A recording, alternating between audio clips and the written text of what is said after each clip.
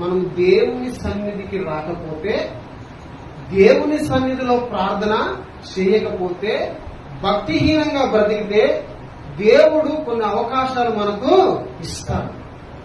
కొన్నిసార్లు దేవుడు మనం దెబ్బ కొడతాడు, చంపడు, నాశనం చేశాడు, కానీ మనకు ఒక దెబ్బ కొడతాడు. ఆ దెబ్బ కొట్టిన తర్వాత మనము మారు మనసు పొంది తిరిగి దేవుని సన్నిధికి వస్తే మనం బాగుపడతాం. ఆశాకి దేవుడు ఏం చేశాడు? పాదముల దగ్గర ఒక పుండు పుట్టించాడు, ఒక జబ్బు వచ్చింది. ఆ విషయంలోనైనా యెహోవా యొక్క విచారణ చేస్తారనుకుంటే యెహోవా యొక్క విచారణ చేయాల. ఎవరు పట్టుకున్నాడు? వైద్యులను పట్టుకున్నాడు. సో ఆ జబ్బుతోనే ఆశ చచ్చిపోయాడు. బాధాకరమో కాదు చెప్పండి? ఎలా బతికిన వ్యక్తి చివరికి ఎలా చచ్చిపోయాడు? ఏమండి? ఆశ మొదటినే ఎలా ఉండేది? మొదటి రోజుల్లో ప్రాణం ఎట్లుండేది?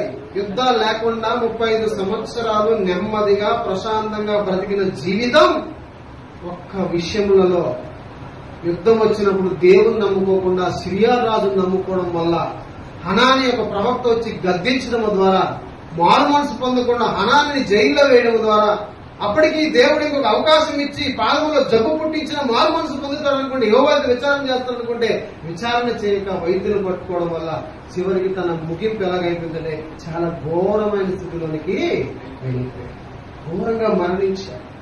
బాధాకరమో కాదు చెప్పండి? కనుక ప్రియమైన దేవుని సంగమా, మనం భక్తిహీనంగా బ్రతకవద్దు. హల్లెలూయా.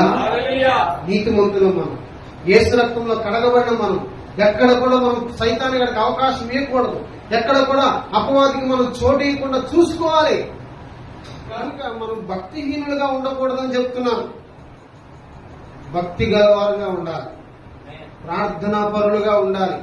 ప్రతిరోజు మనం దేవునితో మాట్లాడాలి, ప్రతిరోజు మనం దేవుని వాక్యాన్ని చదవాలి, దేవుడు మనతో మాట్లాడాలి. ఇది క్రైస్తవ జీవితం. హల్లెలూయా.